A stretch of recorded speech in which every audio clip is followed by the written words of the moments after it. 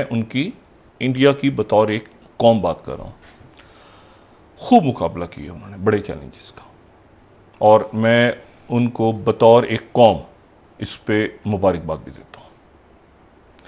ایک ہی وقت میں جنگ بھی چل رہی ہے, اسی وقت میں جو ہے وہ ملک میں کووڈ پھیل گیا, اسی وقت میں جو ہے وہ بے شمار لاتعداد مسائل کھڑے ہوئے, اپنے لوگوں کے اندر انہوں نے وہ دم پیدا کر کے رکھا. تو یہ ہمیں بہت کچھ سیکھنا بھی چاہیے. ایک جنگ بھی چل رہی ہے, بڑی جنگ, ڈپلومیسی بھی ساتھ چل رہی ہے. یہی نہیں بلکہ ویکسین کے بعد جسم سے بجلی کی پیداوار بھی شروع جو ہے وہ کر دی جائے گی. لوگ جعلی ویڈیوز بناتے رہے ویکسین کروانے کے بعد بازو کے اس حصے پر جہاں پر انجیکشن لگایا جاتا ہے وہاں پر بلب رکھ کر اسے جلانے کا دعویٰ بھی کرتے رہے.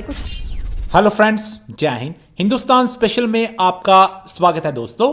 جیسا کہ دوستو آپ نے کلپ میں دیکھا, پاکستانی میڈیا بھارت کے اس مہاماری کے خلاف لڑنے کے جذبے کے آگے نتمستک ہے. بھارت نہ تھکا نہ ہارا. بھارت نے اس مہاماری کے خلاف اپنی جنگ جاری رکھی. بھارتیہ اس مہاماری کو ہرانے میں لگے رہے اور اب انہیں سفلتا ملنی شروع ہو گئی ہے. ہم سب یہ دیکھ رہے ہیں کہ بھارت میں اب کووڈ کیسز لگاتار کم ہوتے جا رہے ہیں. یہ بھارتیوں کی زندہ دلی کا ہی نتیجہ ہے, لیکن ہمیں ابھی بھی ساودھانی برتنی نہیں چھوڑنی ہے. شاہد مسعود نے بھارتیوں کو اس بہادری کے ساتھ اس مہاماری کے خلاف لڑنے کے لیے مبارکباد دی ہے اور بتایا ہے کہ بھارت کی قوم کتنی زندہ دل ہے. پاکستان کو بھارت سے یہی سیکھنا چاہیے. آج کی ویڈیو میں پاکستانی میڈیا نے اور کیا کہا, so guys let's start this very interesting video. ایک تو کووڈ ویکسینز وغیرہ, وہ تو اللہ کرے کہ وہاں پہ جلد سے جلدی, ہمارے ہاں بھی نمبرز کم ہو رہے ہیں, انڈیا میں بھی اللہ کرے کہ جلدی سکون آئے. اور میں آپ کو ایک بات بتاؤں, بہت سارے دوست احباب ہیں اور وہ کہتے ہیں کہ آپ یہ انڈیا کو بات کرتے ہیں. انڈیا نے اس پورے عرصے میں ان کی انڈیا کی بطور ایک قوم بات کر رہا ہوں, خوب مقابلہ کیا انہوں نے بڑے چیلنجز کا, اور میں ان کو بطور ایک قوم اس پہ مبارکباد بھی دیتا ہوں.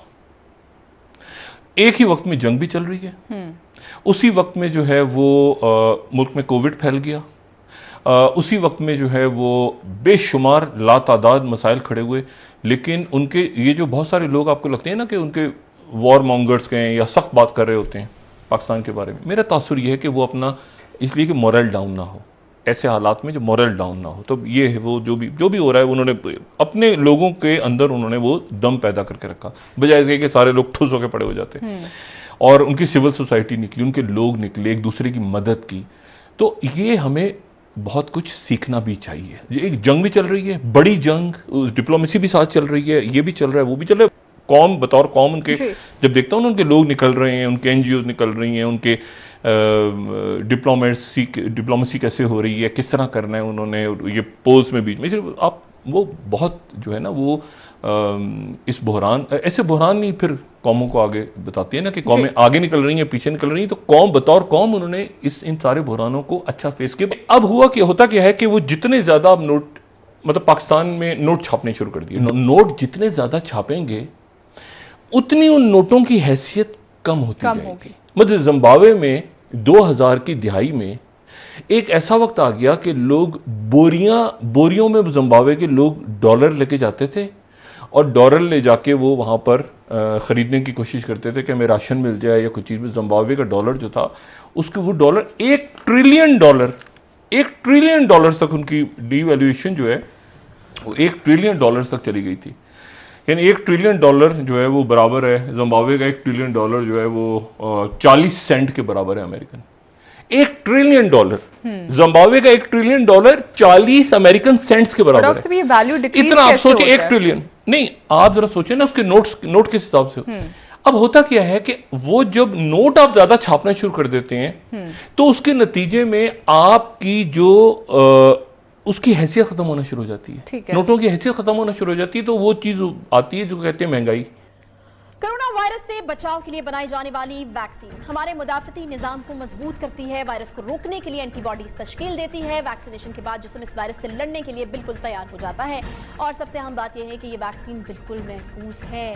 तभी दुनिया भर में जोरों शोर से लगाई भी जा रही है और लोगों को कोरोना वायरस से महफूज रखा जा रहा है।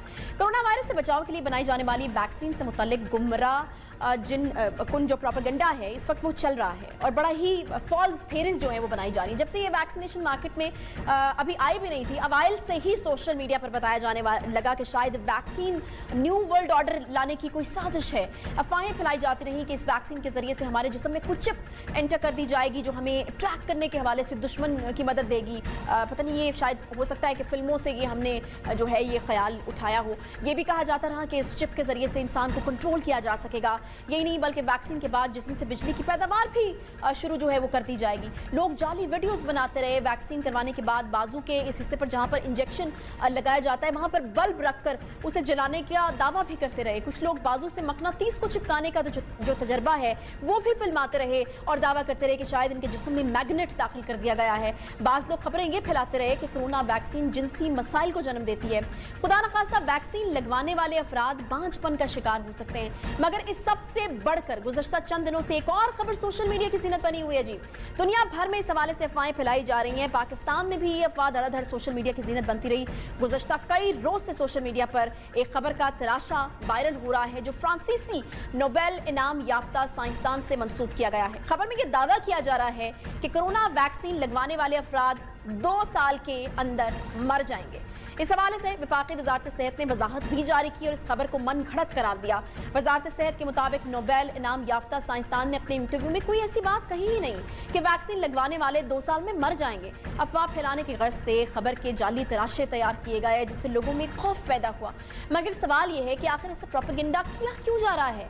कोरोना वैक्सीन से मुतालिक मन घड़त अफवाहें फैलाने के असरात क्या हो सकते हैं? क्या सोशल मीडिया पर किए जाने वाले दावों में कोई हकीकत भी है? कोरोना का एक बहुत बड़ा चैलेंज तो हमारे पास पहले ही मौजूद था। उससे निपटने के लिए हम हर मुमकिन कोशिश कर रहे हैं, लेकिन ये जो इस तरह के फॉल्स प्रोपेगेंडा और जो फॉल्स किस्म की थ्योरीज फैलाई जा रही हैं ये कितना बड़ा चैलेंज है और आपको क्या लगता है कि वक्त की कितनी बड़ी जरूरत है कि इनको फौरन से रद्द किया जाए, रोका जाए? और अब एक ऐसी वबा जिसने पूरी दुनिया को अपनी लपेट में ले रखा है और उससे इंसानी जानों को जो है वो इतना बड़ा खतरा है। अगर ऐसी सूरत के अंदर एक वैक्सीनेशन एक नई इजाद है, अगर वो इजाद होती है और फिर उसके हवाले से इतना मनफी प्रोपेगेंडा और इस तरह की चीज़ें, हमारे यहाँ बहुत सारे ऐसे लोग हैं जो शायद इसको वहमात का शिकार हैं, तोहमात का शिकार हैं, वैक्सीनेशन नहीं लगवानी चाहिए, ये हो जाएगा वो हो जाएगा। अगर मैं आपसे ये पूछना चाहूँ कि इस तरह की वबा की सूरत में हमारा इस्लाम की रूह से क्या फ़र्ज़ बनता है?